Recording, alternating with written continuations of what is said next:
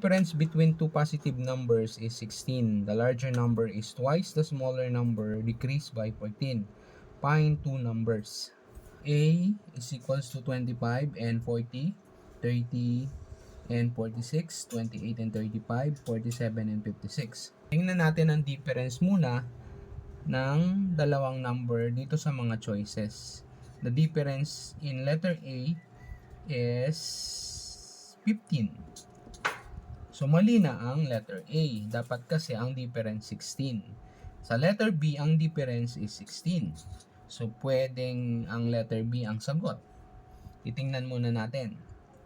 Letter C, 35 minus 28 is 7. So, mali na rin ang letter C kasi 7 lang ang difference.